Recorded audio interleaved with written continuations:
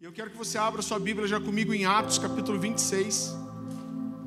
Queridos, faz tempo que eu não indico nenhum livro aqui. E eu quero falar desse livro, não tem o título aqui porque ele tem duas capas. Inclusive está lindo esse material. Ele tem uma primeira capa que se tira, ele é um livro de capa preta, parece uma Bíblia dentro. O nome desse livro se chama Verdadeira Comunhão, do Art Katz. Gente, esse livro é incrível. Olha, eu vou falar uma coisa, vocês vão ver que seu pastor é chique. Estou lendo em inglês, meu segundo livro em inglês que eu estou lendo. Quando o Dan começou a dar cobertura para a gente, eu me comprometi com ele que eu ia aprender para poder conversar com ele. Em fevereiro foi a primeira vez que eu consegui sair com ele sozinho. E agora estou lendo meu segundo livro em inglês. Gente, quando a gente indica um livro para você aqui, é porque nos tocou de uma forma muito profunda, ou principalmente porque o livro fala de algo que é a nossa identidade como família espiritual. E isso aqui é coisa linda, gente. Esse livro é extremamente profundo, fala de relacionamento, do que é ser igreja de verdade, do que é ser família espiritual. Então, assim, o meu desejo, vocês sabem que eu não digo isso toda hora, faz tempo que eu não digo isso. O meu desejo era que todo mundo lesse. Eu comprei, acho que 20 ou 25, então eu só não indiquei, eu não quis indicar antes de estar lendo, mas é coisa linda, gente, é coisa preciosa demais. Eu vou já pedir mais, tá? Mas assim, eu quero recomendar para você porque é hardcore. Amém? Vou dar 10% de desconto para quem comprar hoje. Fazer uma propaganda, né? Vira para a pessoa que está do teu lado, faz aquela cara de profeta e fala assim: eu profetizo que você vai me dar um livro de presente.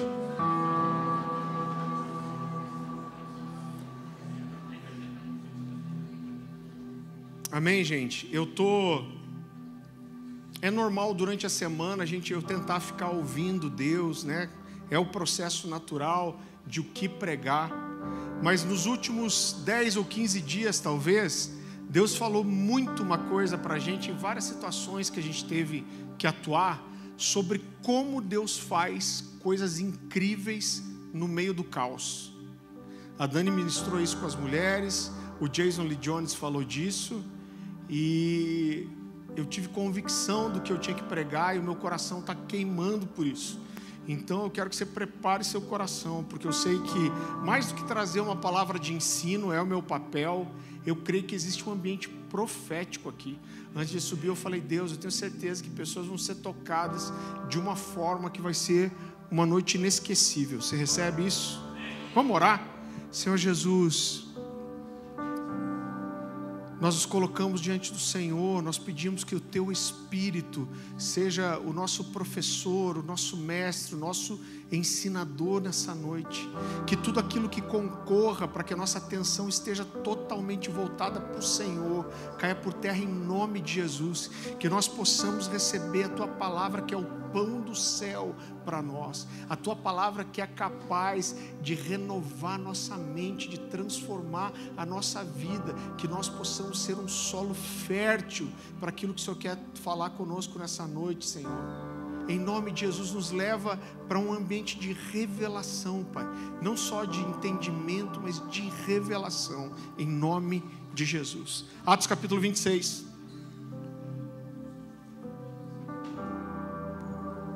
Versículo 10.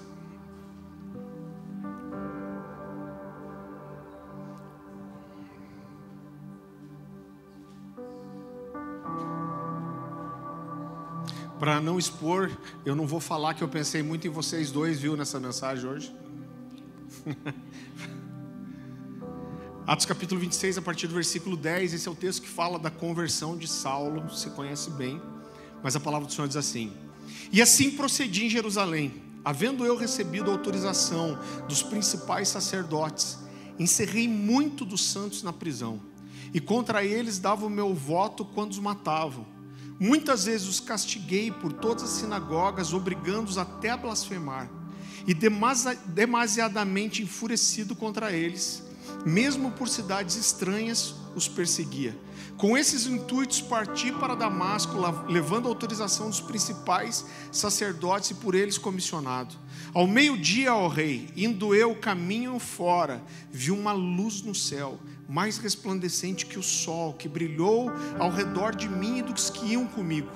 E caindo todos nós por terra, ouvi uma voz que me falava em língua hebraica: Saulo, Saulo, por que me persegues? Dura coisa é recalcitrares contra os aguilhões. E para começar, eu gostaria de destacar duas coisas para você antes da gente entrar no desenvolvimento da mensagem. Mas quando Jesus diz para Saulo: dura coisa é recalcitrares contra os aguilhões, para mim parece claro que Jesus está mostrando para nós uma coisa que normalmente nós não percebemos quando lemos as Escrituras. Essa expressão recalcitrar significa resistir. Então o que Deus está fazendo aqui é se comparar com um fazendeiro ou um domador. Então quando você pegava um animal teimoso, um cavalo ou um boi, e você queria prender ele a um arado, a tendência desses animais era ficar dando coice para trás. E o que essas pessoas faziam? Elas prendiam tanto nas carroças quanto nos arados aguilhões. Os aguilhões eram pontas de metal voltadas para esses animais. Então quando eles davam um coice para trás, sentiu o efeito do coice aqui? Quando eles davam o coice para trás, eles se feriam nessas pontas de ferro. Então, mais uma vez, Deus está se comparando aqui a um fazendeiro, um domador de cavalos selvagens. E Ele está dizendo para Saulo: olha, eu estou tentando pegar você, mas você está insistindo, você está resistindo. Então para mim fica muito claro que Jesus está dizendo para Saulo que ele está resistindo. Então quando Jesus diz: Saulo, Saulo, você está recalcitrando contra os aguilhões, ele está dizendo: olha, eu tenho perseguido você, eu tenho insistido, eu tenho cutucado. Por que você está fazendo isso? Porque resistir só vai te trazer dor. Isso é muito especial, porque muitas vezes a gente olha para esse texto da conversão de Paulo e parece que Jesus do nada, de repente, apareceu na vida de Saulo e resolveu derrubar ele naquela estrada. Mas quando eu olho para isso, fica claro para mim que o que Jesus está dizendo é: eu estou atrás de você, eu tenho perseguido você, eu tenho feito você entender, você está se ferindo no caminho, você está dando coice para tentar se soltar. Eu venho tentando falar com você, te dar sinais, te provocar, te mostrar algo. E Jesus diz para ele: dura coisa é recalcitrar contra os aguilhões. É muito interessante porque esse texto não aparece nas outras vezes em que Paulo fala da sua conversão. E na verdade o que Saulo está fazendo aqui, ele estava conversando com o rei Agripa. E o rei Agripa tinha uma cultura grega muito grande, sem dúvida nenhuma. E o que Saulo está fazendo é usar um ditado grego que era muito conhecido, que dizia: recalcitrar contra os aguilhões é como lutar com Deus. Então Deus está dizendo para ele: você está brigando comigo. E nós podemos olhar para isso e dizer que Deus perseguiu Saulo até gerar nele uma crise santa. E o título dessa mensagem é O Poder da Crise. Quando eu olho para a minha vida, para a minha história e para a vida dos homens de Deus, eu vejo que todos nós, queridos, isso não é uma coisa que acontece todo o tempo. Eu sei que todos nós temos dificuldades todo o tempo. É fácil entender porque chega boleto todo mês, é ou não é?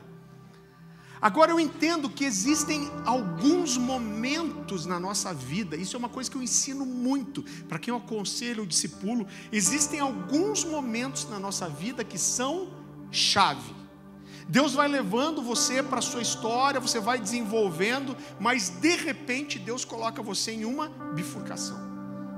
E esse momento ele muda a sua história para sempre. E quando nós conseguimos ouvir, nós conseguimos entender e dar a resposta correta, isso acaba gerando grande mudança na nossa vida. Então são momentos proféticos de mudança, de transformação, de transição, de crescimento. Eu não tenho dúvida nenhuma que como Deus fez isso com Saulo, Deus faz isso conosco. Você não acorda um dia e Deus fala: você tem que decidir.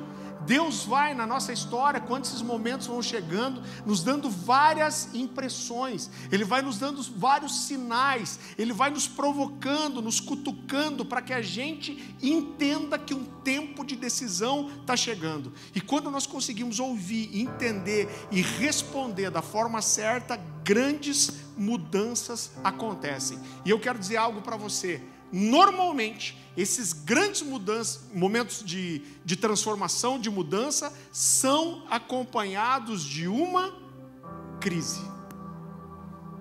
Eu acredito que algumas vezes na nossa vida a gente vai ter isso.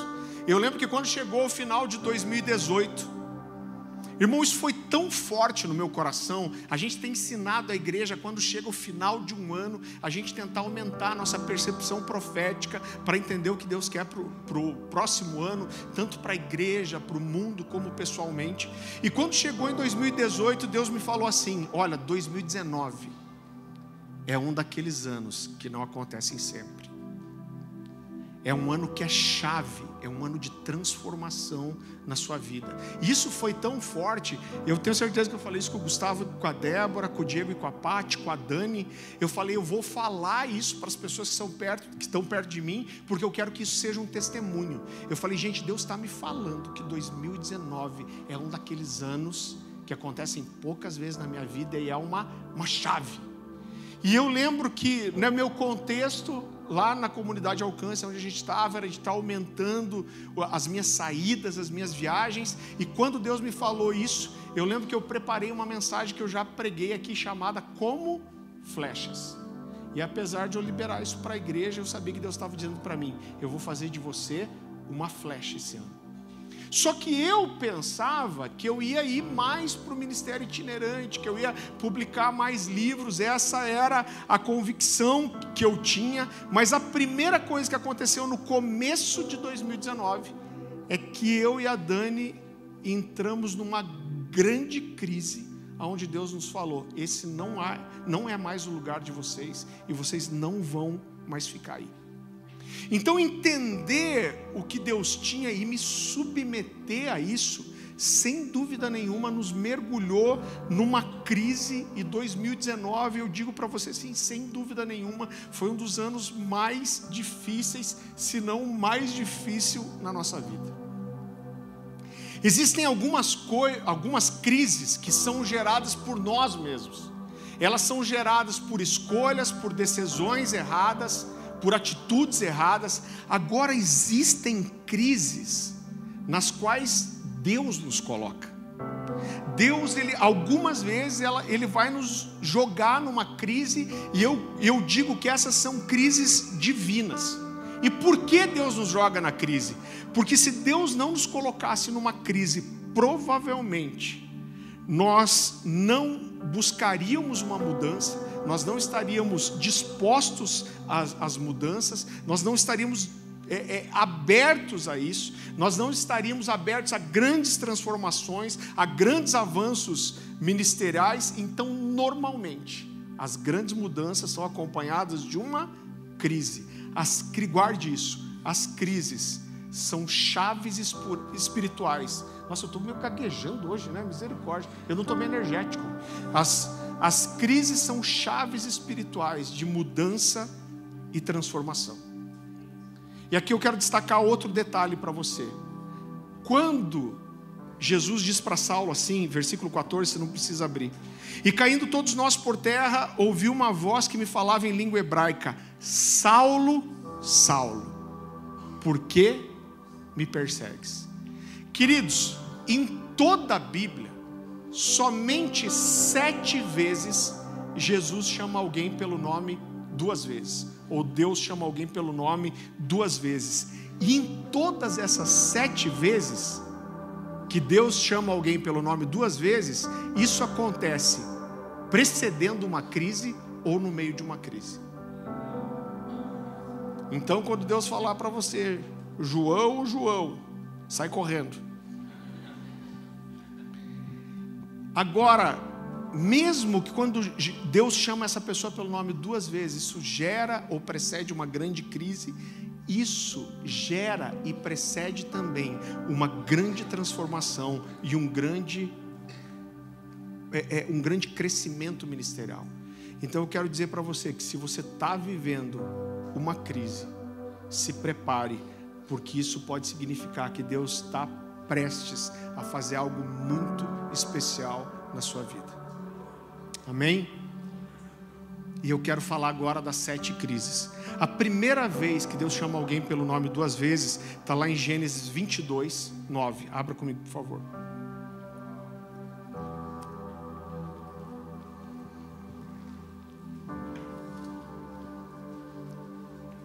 Gênesis capítulo 22, versículo 9.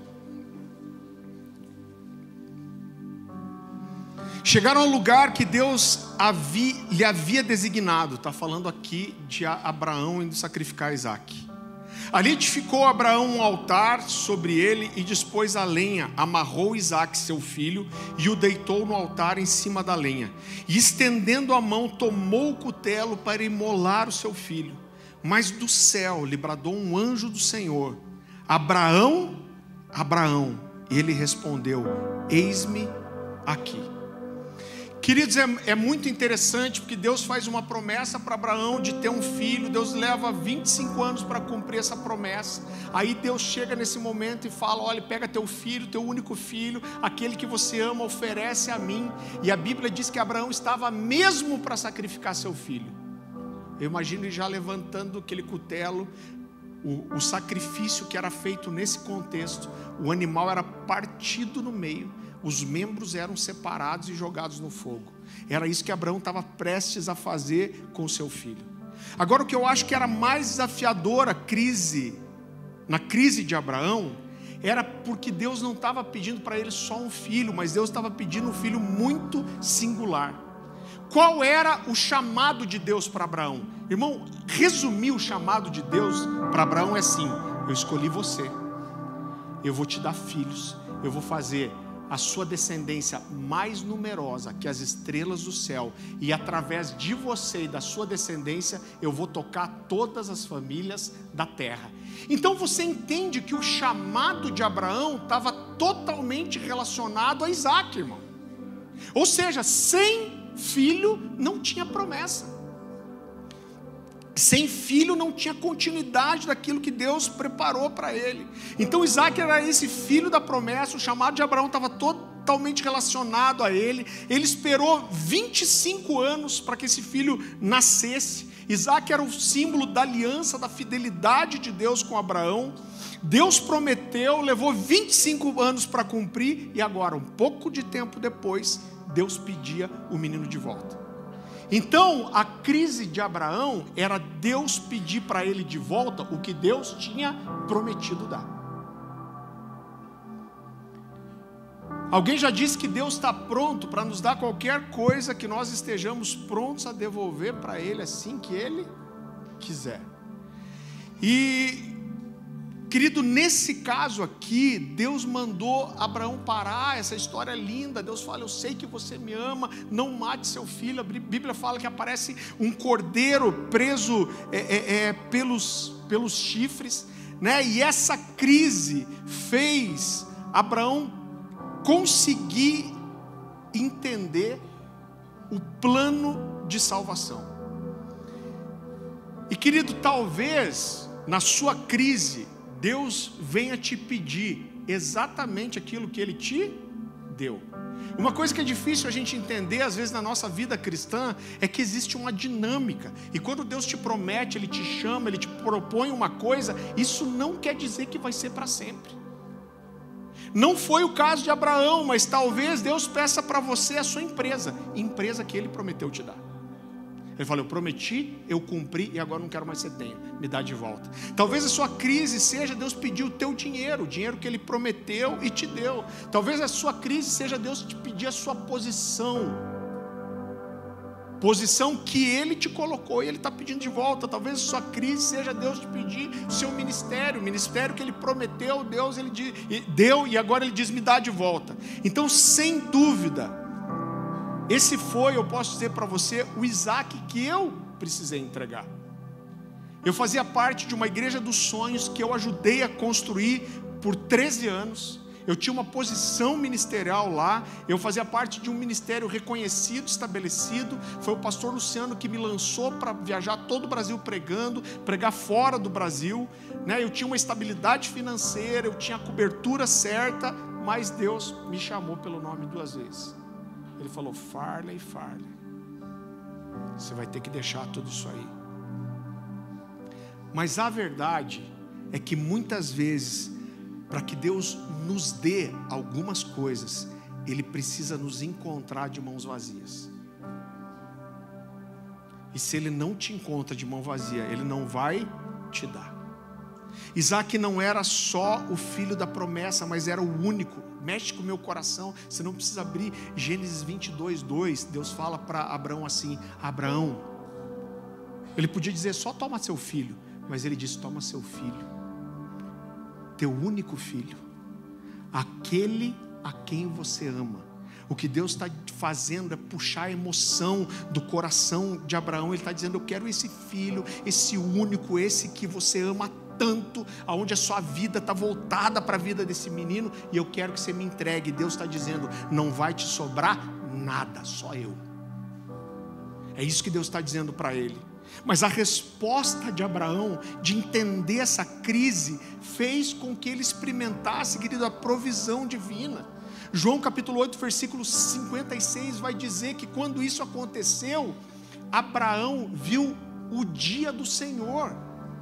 Por quê? Porque Abraão sacrificando Isaac é um símbolo da salvação que viria através do Messias. Eu acho que eu já falei isso para vocês quando eu estive em Roma, nas catacumbas romanas. Milhares de pessoas mortas, enterradas lá. Você anda pelas catacumbas, você não vê uma cruz em lugar nenhum. Por quê?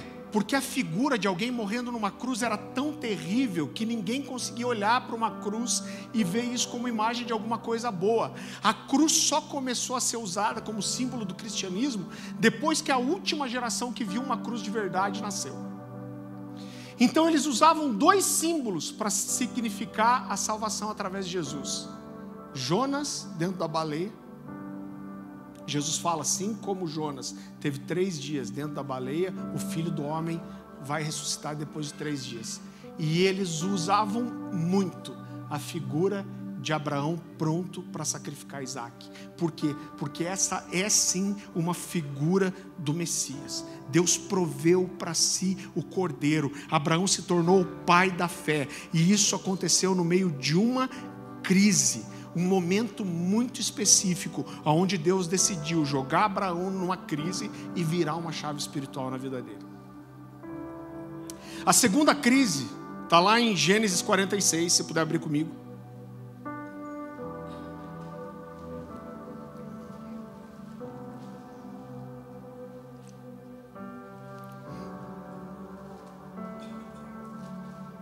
Gênesis 46, versículo 1. A palavra do Senhor diz assim: partiu, pois, Israel com tudo que possuía, e veio a Berseba, e ofereceu sacrifícios ao Deus de Isaac, seu pai. Falou Deus a Israel em visões, de noite e disse: Jacó, Jacó. E ele respondeu: eis-me aqui. Então disse: eu sou o Deus do teu pai. Não temas descer para o Egito, porque lá farei de ti uma grande nação. Eu quero que você perceba, você vai entender isso. Mas o que Deus está fazendo aqui com Jacó é explicar para Jacó o que ele está fazendo. Ele está dizendo: olha, você está com medo de descer para o Egito. Ele está dizendo que você está numa crise. Mas ele está dizendo: existe um motivo. Eu vou fazer de você uma grande nação. Agora olha só, quando Deus chama Abraão, haviam 2 partes da promessa. A primeira parte é: eu vou fazer de você uma grande nação, eu vou multiplicar a sua descendência, vocês vão ser tão numerosos quanto o pó da terra, as estrelas do céu, a areia do mar. Mas Deus promete outra coisa. Deus diz: eu vou te dar uma terra. Agora, essa terra que Deus prometeu dar para Abraão era exatamente a terra onde Jacó vivia.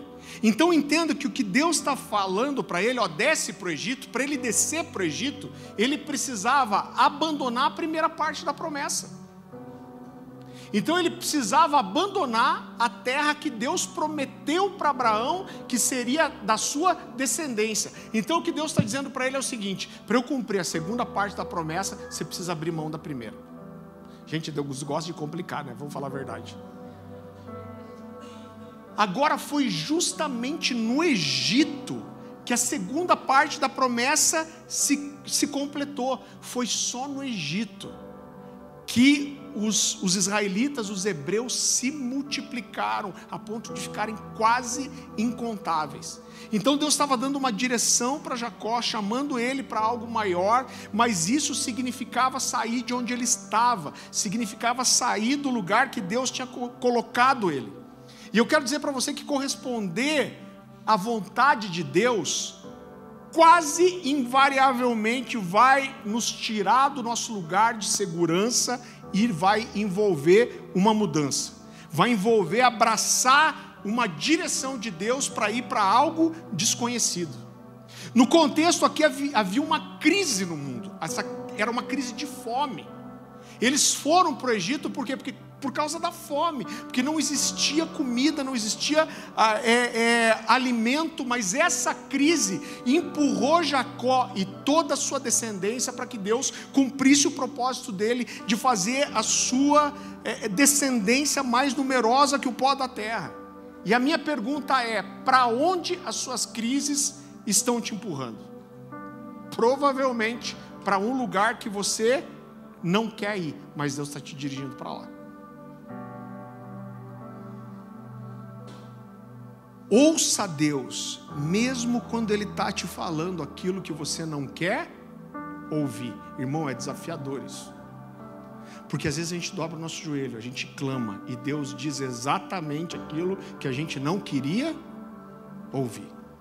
E às vezes nossa crise é essa, é ouvir de Deus, é isso mesmo, você vai fazer isso que você não quer fazer. A terceira vez que Deus chama alguém pelo nome 2 vezes está em Êxodo capítulo 3. Eu quero que você abra sua Bíblia lá comigo.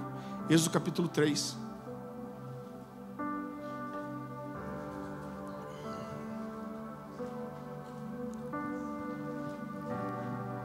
A partir do versículo 2. A palavra do Senhor diz assim: apareceu-lhe o anjo do Senhor numa chama de fogo. O Senhor, é um texto muito conhecido. No meio de uma sarça. Moisés olhou e eis que a sarça ardia no fogo e a sarça não se consumia. Então disse comigo mesmo: irei para lá e verei essa grande maravilha, porque a sarça não se queima. Vendo o Senhor que ele se voltava para ver, Deus do meio da sarça o chamou e disse: Moisés, Moisés. E esse respondeu: eis-me aqui. Qual era o contexto? Deus levou Jacó para o Egito, a descendência dele se multiplicou, como a gente já falou, ele se tornou esse povo tão numeroso quanto o pó da terra. Mas nesse momento eles eram escravos no Egito, eles eram maltratados, feridos, desprezados, era uma crise no meio do povo. E a resposta de Deus para essa crise, para esse momento de escravidão, de tristeza, de sofrimento, de necessidade, foi um homem chamado Moisés. Mas sem dúvida nenhuma, ser chamado para isso não foi fácil para ele. Você conhece a história? Moisés tinha matado um egípcio no Egito. Ele foge quando vê que seu crime vai ser descoberto, e ele se esconde no deserto. E irmão, ele fica 40 anos escondido. Às vezes eu pergunto para as pessoas: quanto tempo Moisés ficou no deserto? A maioria diz 40. Na verdade ele ficou 80. 40 escondido e 40 peregrinando. Então ele está lá escondido, ele deixou seu chamado, algum nível de entendimento do chamado dele ele tinha, porque a Bíblia diz que quando ele mata o egípcio, a Bíblia diz assim: ele esperava que os seus irmãos o reconhecessem como um libertador. Esse era o chamado de Deus para ele. Eu não sei que nível de entendimento que ele tinha, mas algum nível ele tinha. Mas ele vai para o deserto, ele se esconde, ele abre mão daquilo que Deus tinha. Irmãos, se passam 40 anos, ele tinha estabelecido família, ele cuidava dos animais do seu sogro, mas de repente Deus chama ele pelo nome 2 vezes, e isso vira de cabeça para baixo a vida de Moisés, porque lembra ele de que ele tinha um chamado a ser cumprido.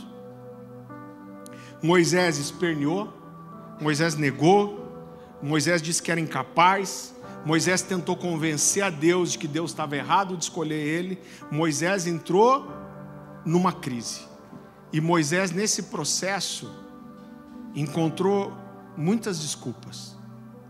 Ele chega para Deus e fala: Deus, eu não sei falar, eu tenho língua pesada. Ele diz: eu não posso, eu não consigo, não vão acreditar em mim. E ele fala várias vezes: Deus escolhe outro.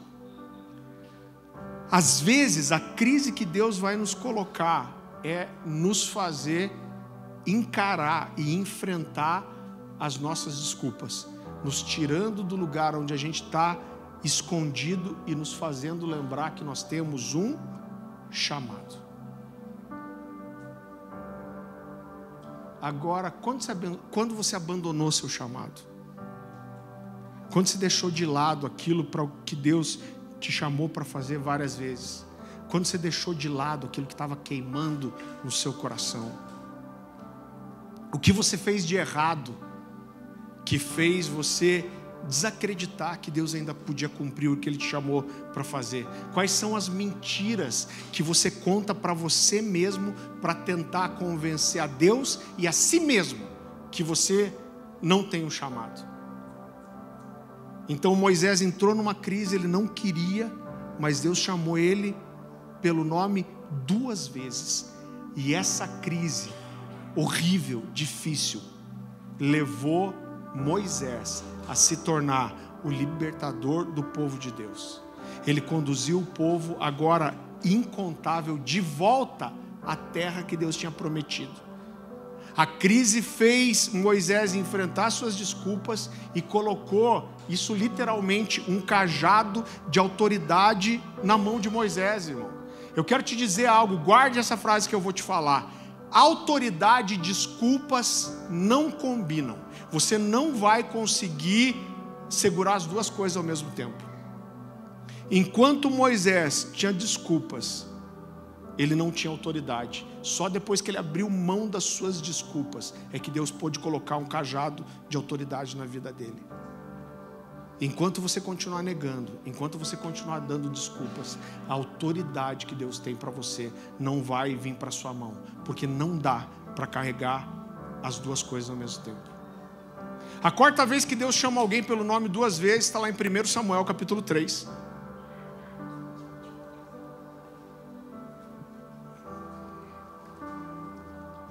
Primeiro Samuel capítulo 3, versículo 10.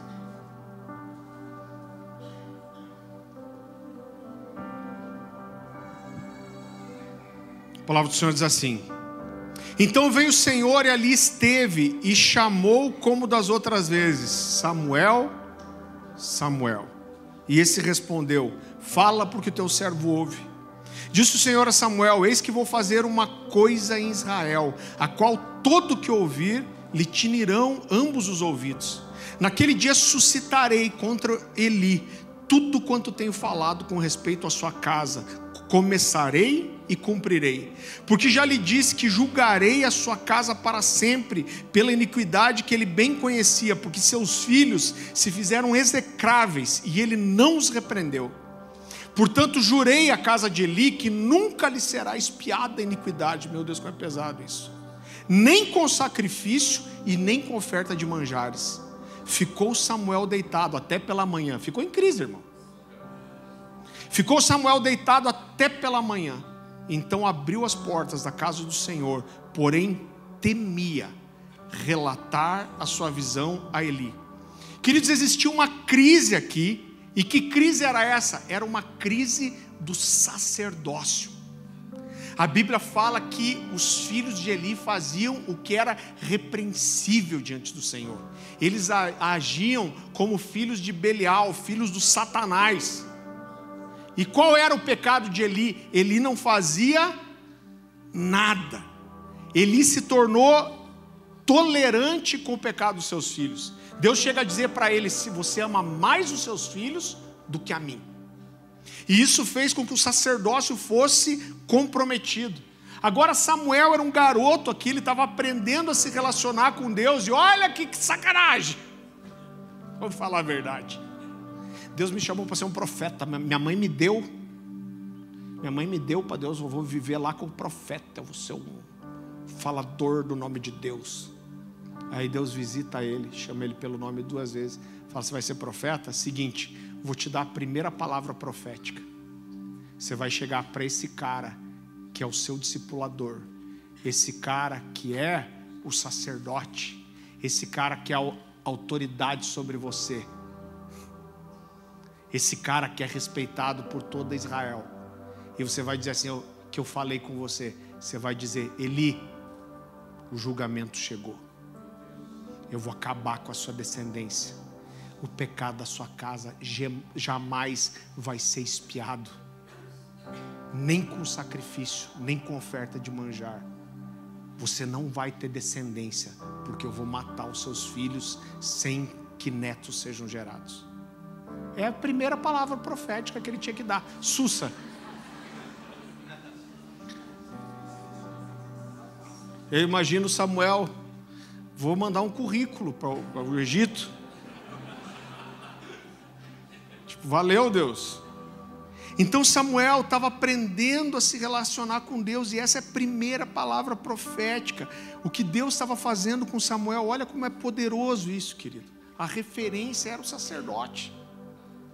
Agora o que Deus está fazendo, chamando Samuel, Deus está dizendo para ele: olha, eu estou chamando você para viver um nível mais profundo do que as pessoas que estão à tua volta vivem. O que Deus está dizendo para Samuel é: você não pode andar como eles. Você precisa ir mais fundo, você tem que ser mais radical em relação ao pecado. O que serve para eles não é suficiente para você. Eu quero que você viva em outro nível. Agora Samuel abraçou esse chamado de Deus, a santificação. Ele teve coragem de ir até Eli e dar sentença profética.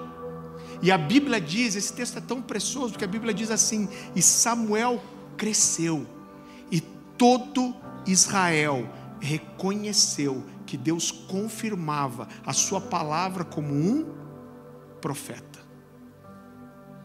Eu lembro que uma das coisas que Deus me falou, me disse no começo de 2019, que foi o ano da minha crise, foi: Deus falou assim: ó, o que você conhecia da palavra até aqui tá bom, mas daqui para frente não dá mais.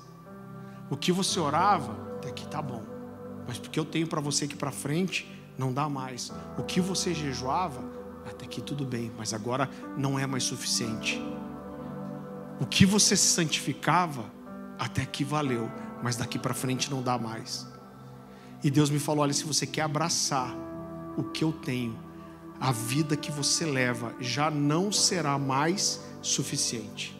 Você vai ter que orar mais, buscar mais, ouvir mais, se mover mais por fé. E eu lembro da crise que isso me gerou, irmão. Por que uma crise? Pelo medo de falhar, de não conseguir corresponder.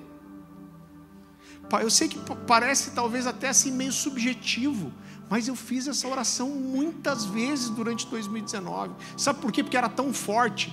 Irmão, eu sou sanguíneo. Você sabe que o sanguíneo ele é burro. Ainda bem que burrice não é pecado, né? Eu estou falando como sanguíneo, então eu posso falar. Porque Deus começou a me falar esse negócio, eu comecei a falar para todo mundo. Vou contar para todo mundo para dar testemunho depois. Mas chegou uma hora que eu falei: cara do céu, e se esse ano passar e não acontecer nada?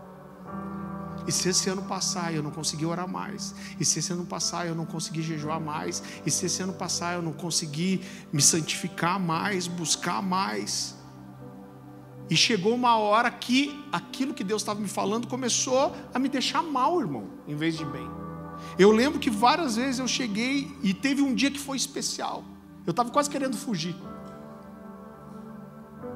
E eu falei: Deus, o Senhor conhece as minhas falhas, o Senhor conhece a minha limitação, o Senhor conhece que eu tenho que usar um monte de coisa para que eu seja estável, para que eu seja...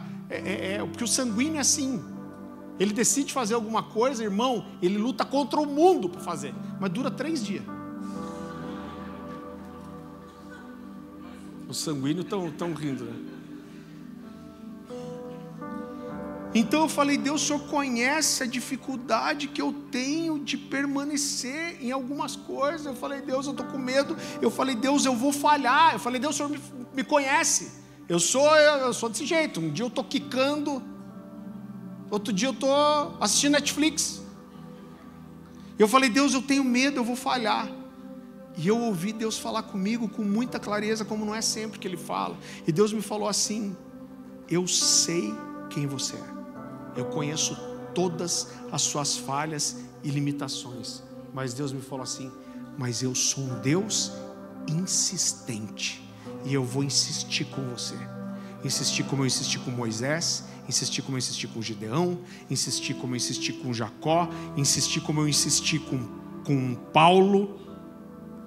Agora, entender o que Deus queria e precisava que eu fosse mais fundo, sem dúvida nenhuma, gerou uma crise. Em algum momento eu precisei decidir que eu ia abraçar o que Deus estava me propondo. E a minha crise aqui foi dizer: tá bom, Deus, vamos em frente. A quinta vez que Deus chama alguém pelo nome, 2 vezes, está em Lucas capítulo 10.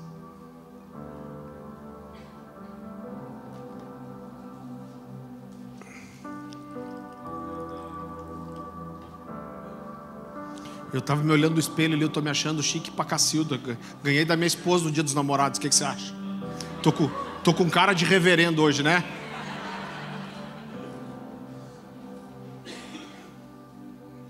Lucas capítulo 10, versículo 38. A palavra do Senhor diz assim: indo eles de caminho, entrou Jesus num povoado, e certa mulher chamada Marta hospedou na sua casa. Esse é um dos que eu mais gosto. Tinha ela uma irmã chamada Maria, e esta quedava-se assentada aos pés do Senhor, a ouvir-lhe os ensinamentos. Marta agitava-se de um lado para outro. Devia ser sanguínea, coitada. Marta agitava-se de um lado para outro, ocupada em muitos serviços. Então se aproximou de Jesus e disse: Senhor, não te importas de que a minha irmã tenha deixado que eu fique a servir sozinha? Ordena-lhe, pois, que venha ajudar-me.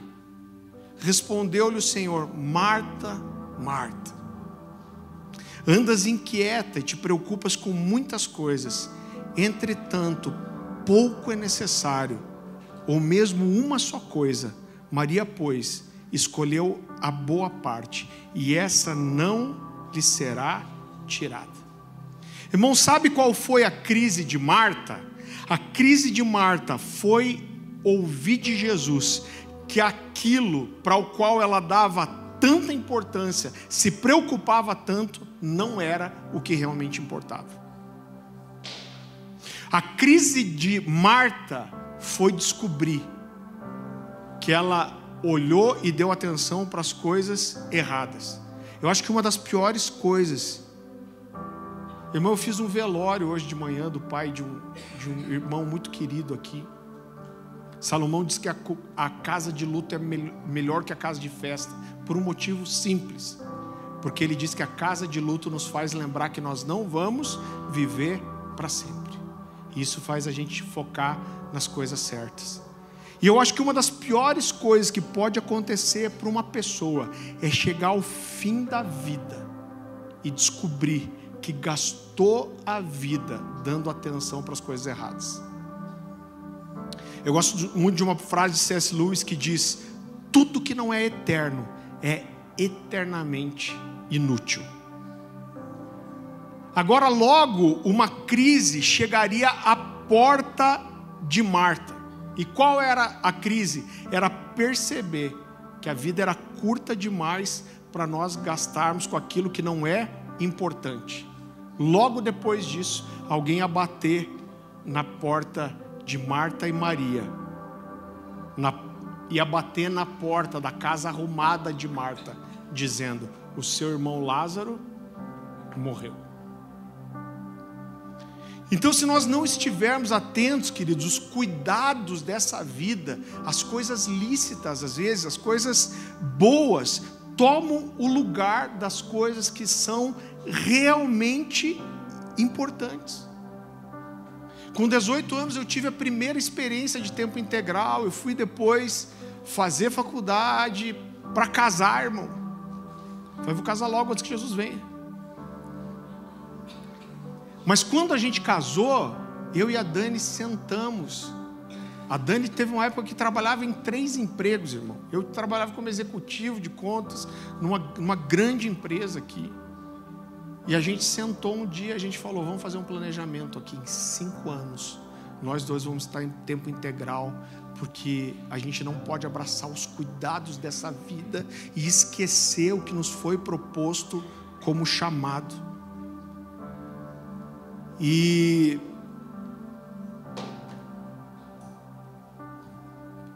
quando você foca nas coisas erradas, isso tende a nos jogar, querido, sim, para uma crise.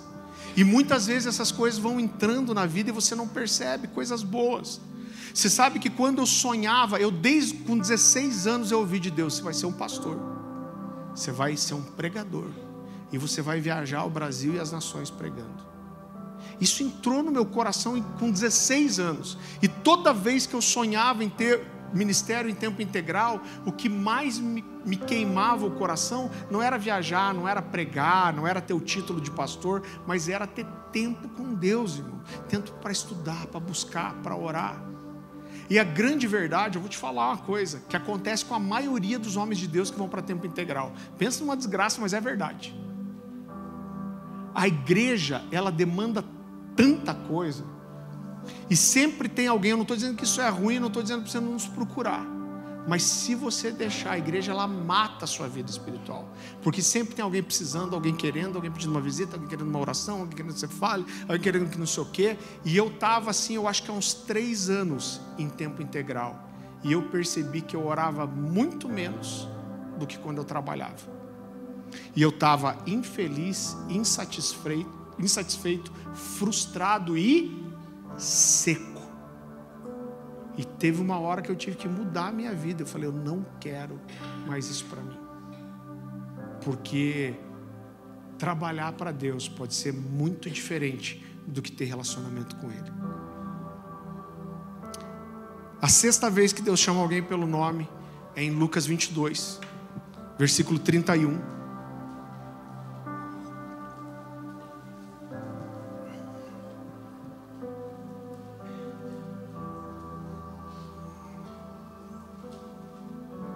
A palavra do Senhor diz assim: Simão, Simão, eis que Satanás vos reclamou para vos peneirar como trigo. Eu, porém, roguei por ti, para que a tua fé não desfaleça. Tu, pois, quando te converteres, fortalece os seus irmãos. 3 anos e meio andando com Jesus. É sanguíneo. Colérico. 3 anos e meio, aí Jesus chega para ele e fala o seguinte: quando você se converter, putz, que droga.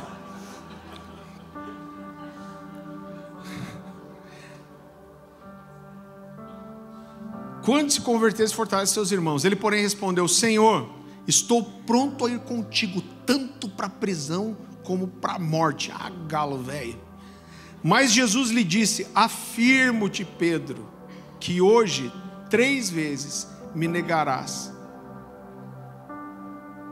que me conhece, antes que o galo cante. Querido, logo depois que Jesus diz essas palavras, você conhece a história, Pedro realmente negou Jesus 3 vezes só para não ser relacionado com ele. E a crise que Pedro teve foi ter um encontro terrível com ele mesmo. A crise de Pedro foi ter um encontro horrível com a realidade de quem ele era e com a realidade de que ele se achava muito melhor do que ele era de verdade. Eu vi num filme uma frase esses dias, eu achei muito bom. A pessoa dizia assim, alguém estava falando sobre buscar o autoconhecimento, e o cara falou assim: não vou fazer isso não. Buscar o autoconhecimento é o primeiro passo para a gente se odiar.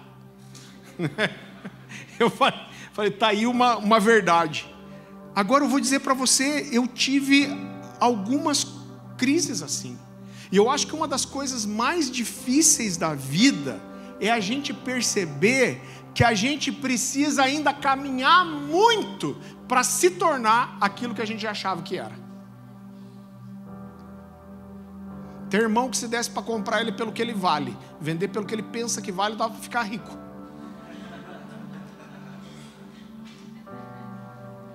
Então, querido, né, quantas vezes nesses momentos em que eu me encontrei comigo mesmo, eu vou dizer, irmão, eu lembro de situações de eu no chão, com raiva de mim mesmo. Você já quis sair de você? Eu quero sair de mim, quero deixar esse cara ruim, que sou eu mesmo. Verdade, quantas vezes, eu vou falar para você, quantas vezes eu chorei diante de Deus e falei, Deus, por que eu sou assim? Eu falei, eu não quero ser assim. Se eu fosse calvinista, pelo menos, podia dizer que era Deus que me fez assim. É culpa sua.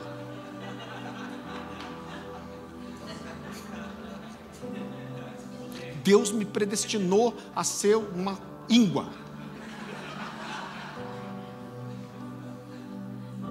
Eu estou brincando.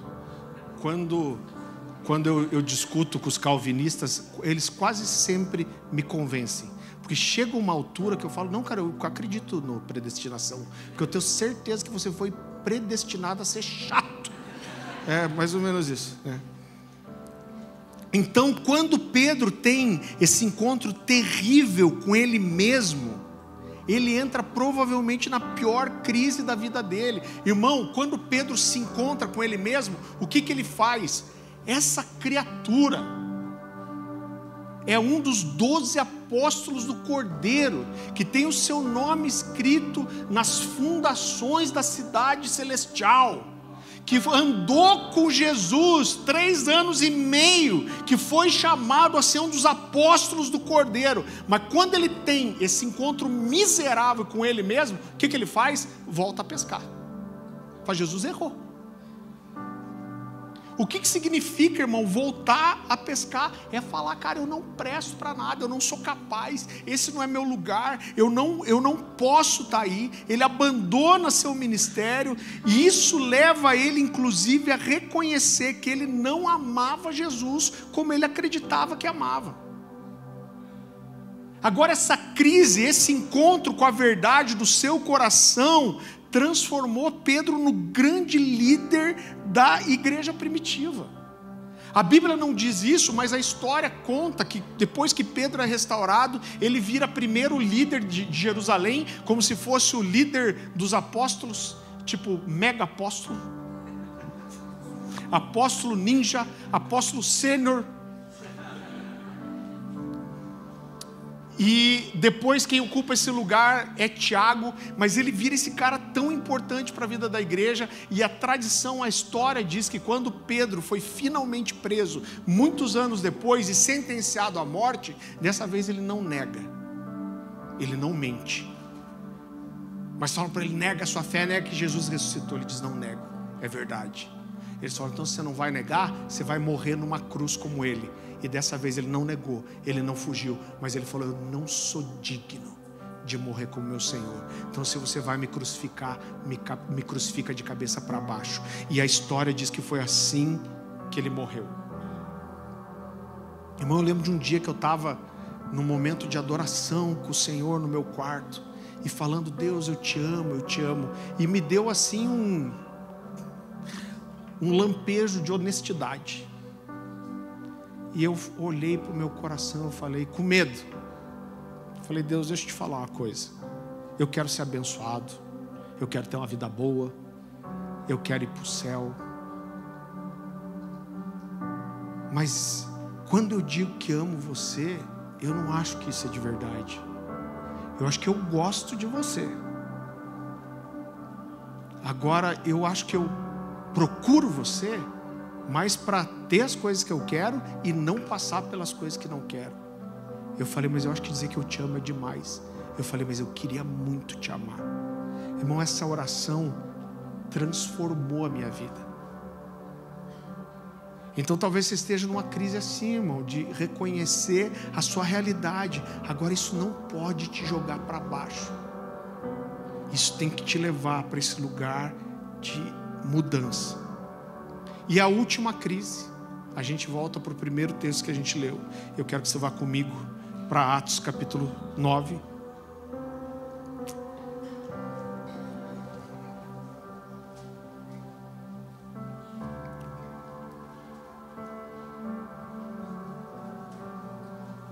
A palavra do Senhor diz assim: seguindo estrada fora, ao aproximar-se de Damasco, subitamente uma luz brilhou do céu ao seu redor. E caindo por terra, ouviu uma voz que lhe dizia: Saulo, Saulo, por que me persegues? Ele perguntou: quem és tu, Senhor? E a resposta foi: eu sou Jesus, a quem tu persegues. Mas levanta-te e entra na cidade, onde te dirão o que te convém fazer. Os seus companheiros de viagem pararam emudecidos, ouvindo a voz, não vendo contudo ninguém. Então se levantou Saulo da terra, e abrindo os olhos nada podia ver, e guiando pela mão, levaram-no para Damasco. Esteve 3 dias sem ver, durante os quais nada comeu e nem bebeu. Então, querido, olha só, a Bíblia fala desse encontro, onde Saulo vê uma luz que ele reconhece como sobrenatural. Agora imagina quem era esse cara zeloso pela lei, apaixonado a ponto de se envolver com assassinato para defender o que ele acreditava que era verdade. Com certeza Saulo tinha imaginado como seria ouvir a voz de Deus, ouvir uma manifestação sobrenatural, como todos os homens da Bíblia que ele conhecia muito bem viveram. E de repente ele ouve: Saulo, Saulo, por que me persegues? Agora eu quero que você perceba que ele faz uma pergunta já dando uma resposta, porque esse cara era um judeu, e ele cai por terra e diz assim: quem és tu? Senhor. Um judeu jamais chamaria outro alguém por esse nome, então ele sabia que era o Senhor, e a resposta que ele ouve de Deus fez todas as convicções da sua vida caírem por terra, porque Jesus diz, a vida dele estava dedicada a perseguir os seguidores dos discípulos de Jesus. Aí ele cai e fala: quem és tu, Senhor? E Jesus diz: eu sou Jesus a quem você persegue. Irmão, pensa no que passou no coração desse homem. Pensa no desespero desse homem. Eu imagino Saulo ali falando: cara, eu não sei mais nada, eu não sei o que é certo, eu não sei o que é errado. E aí ele começou a lembrar das pessoas que ele perseguiu, das pessoas que ele prendeu, das pessoas que ele matou. E aí ele fala: esses caras estavam certos. A vida inteira eu quis proteger a palavra da verdade, clamar pelo Messias, e eu me tornei o perseguidor. Eu lutei contra a ação de Deus, contra a ação do Filho de Deus. E eu, no lugar de Paulo, depois disso, irmão, a única coisa que eu queria ouvir de Deus é: Senhor, o que o Senhor quer de mim? E é tão forte porque Deus não diz. A gente vai falar disso. O silêncio de Deus faz parte dos processos. Tem hora que Deus escolhe não falar, irmão. Já vou falar disso. Então Deus não diz nada, Jesus não diz nada. Ele não diz porque se manifestou. Ele não disse se era para fulminar Saulo. Ele não disse se era para matar Saulo. Ele não disse se era para salvar Saulo. Ele não disse se era para simplesmente deixar Saulo cego, para que ele não pudesse perseguir mais ninguém. Jesus dá uma única direção para ele. Jesus fala: se levanta e entra na cidade, até que alguém te diga o que te convém fazer. E aqui eu queria destacar algumas coisas. Jesus dá só uma direção para ele, e querido, nem isso ele conseguia fazer sozinho, porque ele estava cego. Deus está dizendo: você vai ficar num lugar de insegurança. Além de não saber nada, você não vai mais ver nada, você não vai poder fazer nada. E a Bíblia diz que os soldados tiveram que juntar ele e conduzir ele pela mão até Damasco. A Bíblia diz que por 3 dias ele não comeu, não bebeu nada. Agora entenda que os dias passavam e Jesus não se manifestava mais. 3 dias sem comer e sem beber água. Não tinha mais luz nenhuma, não tinha mais nenhuma voz sobrenatural, não tinha mais nenhuma nova direção, não tinha mais nenhuma explicação, nada. E eu gostaria de concluir essa mensagem falando brevemente sobre 3 princípios para você aplicar em qualquer crise. Então, o primeiro: entenda que mais cedo ou mais tarde todos nós precisamos ser renovados. tudo que Saulo aprendeu havia sido perdido, querido? Não. Ele continuou conhecendo as Escrituras, tanto que como ele desenvolve a verdade no Novo Testamento, você vê que ele usa o conhecimento, a revelação que ele tinha. Mas a verdade é que tudo que não é construído por Deus na nossa vida, que é construído por nós mesmos, mais cedo ou mais tarde, isso vai precisar ser quebrado. Se você é um homem de Deus, entrega a sua vida para Ele, é uma mulher de Deus, tudo que você construiu, que Deus fala, isso aí que foi construído não fui eu, mais cedo ou mais tarde, Deus vai vir e vai meter o louco e vai arregaçar tudo. Então, Deus muitas vezes, querido, Ele vai nos parar para realinhar a rota. Muitas vezes Deus vai nos tirar do nosso lugar de comodismo e nos provocar para as coisas maiores, né? Então às vezes Deus nos empurra para o desconhecido, e Ele faz com que a gente perca aquilo que a gente conhece. Sabe por quê? Porque normalmente ninguém abraça o desconhecido voluntariamente. Deus fala assim: você está agarrado nisso aí? Isso aí que você conhece, que você se sente seguro, você não quer ir porque eu estou te mandando? Então beleza, então eu vou te arrancar o que você conhece. E nós precisamos entender, querido, que essas crises, elas podem, como eu falei no início, ser chaves espirituais muito poderosas na nossa vida. Em segundo lugar, saiba quando Deus está te parando. E quando Deus te para, você precisa entender que todo tempo de parar é um tempo para orar, buscar e jejuar. Quando Deus não fala nada para a gente, o que a gente faz? A gente permanece 3 dias e 3 noites, sem comer, sem tomar água, parado. Quando Deus não falou nada, quando Deus não trouxe outra direção, o que Ele fez? Ele orou, jejuou e esperou. Ele ficou atento para ouvir. Eu gosto muito de uma frase do pastor Luiz Hermínio, que ele diz: olha, o que nos transforma não é o poder, o que transforma é a presença. Então quando você percebe que você precisa ser transformado, a primeira coisa que você precisa fazer é correr para a presença. Então eu olho para isso e eu vejo como Saulo entendeu aquele tempo. Sabe por quê? Porque a oração, ela nos mostra quem Deus é. E quando nós entendemos quem Deus é, isso nos faz entender quem a gente é também. Porque a nossa identidade é descoberta na identidade de Deus. Toda oração é um tempo de confronto. Então numa crise, saiba parar, jejuar, orar e estar sensível. Em terceiro lugar, quando Deus te dá só um passo, seja fiel a Ele. O passo que Deus deu para Saulo foi: vai para a cidade e espera. Ele não só esperou, mas ele esperou orando, jejuando.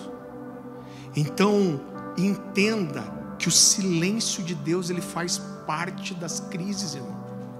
Quantas vezes na vida eu já ouvi, cara, parece que quando eu mais precisava que Deus me falasse alguma coisa. E eu vou te falar que esse entendimento que eu tenho, querido, eu não posso talvez fazer uma construção bíblica tão profunda disso, mas eu vejo isso se repetir sempre. Parece que nas piores crises Deus se silencia, porque Deus quer que você insista em buscar. Deus quer que você insista em ficar quieto. Deus quer que você insista em estar sensível. Deus quer que você insista em depender dEle. E o silêncio de Deus faz parte. Existe um livro que me marcou muito. C.S. Lewis, que é o autor de Crônicas de Nárnia, né? Ele é muito conhecido pelo Crônicas de Nárnia, mas é um dos meus autores preferidos. Ele era muito profundo. E ele casou, se eu não me engano, com 60 anos. E a esposa dele morreu 2 anos depois. Eu não lembro exatamente os números, mas é algo muito parecido. Ela morreu de câncer nos ossos. E aí quando ela morreu, ele já era um escritor muito conhecido. Ele morreu um pouquinho tempo depois. Se eu não me engano, com 65 ou 64. E quando ela morreu, ele começou a escrever vários cadernos, abriu o coração dele para Deus. E esse material virou um livro chamado A Anatomia de uma Dor, onde ele rasga seu coração. Para você ter uma ideia, ele publicou o livro na época com pseudônimo, porque ele falou: se eu abrir meu coração desse jeito aqui, as pessoas vão me julgar. E ele começa o livro dizendo assim: Deus, o que eu sinto é que quando eu estou fazendo festa, você está aqui.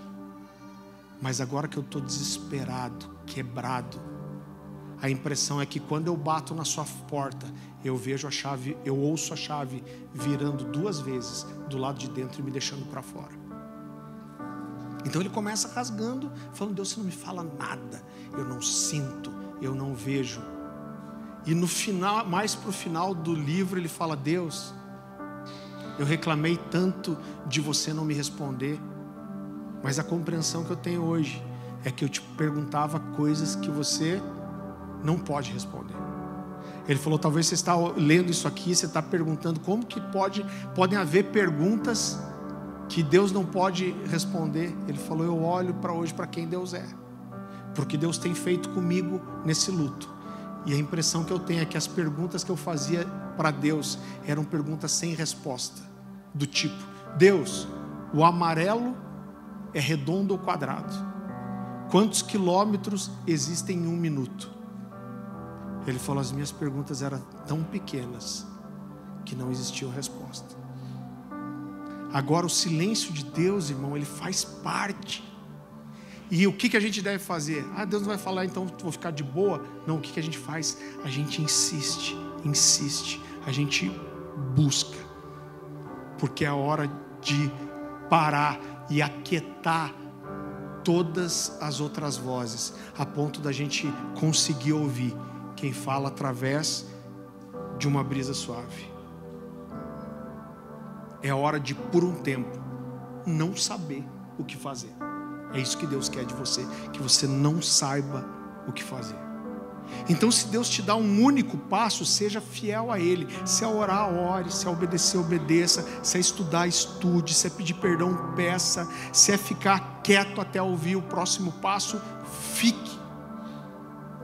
Agora entenda, a sua crise pode ser um momento assim tão importante de transformação e de ação de Deus para algo muito especial. Então entenda e corresponda. No meio da crise não adianta enfiar o dedo no olho e sair gritando.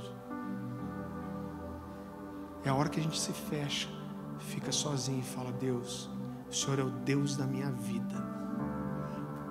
Eu sou tão importante para você que reparar o meu pecado exigiu que o Senhor matasse o seu próprio filho. Isso significa o quanto o Senhor se importa comigo. Então eu vou te buscar, eu vou mergulhar no Senhor nesses dias. Irmão, como eu disse, mais do que trazer uma palavra aqui de conhecimento, eu entendo que existe um ambiente profético nessa noite, que existe um ambiente de graça, de Deus alinhar seu coração, de Deus gerar expectativa no seu coração, talvez de você ouvir algo que há muito tempo você quer ouvir de Deus e não tem conseguido. Abaixe sua cabeça e feche seus olhos. Você sabe que a gente não faz muito apelo aqui, porque eu tenho um receio muito grande de banalizar os apelos.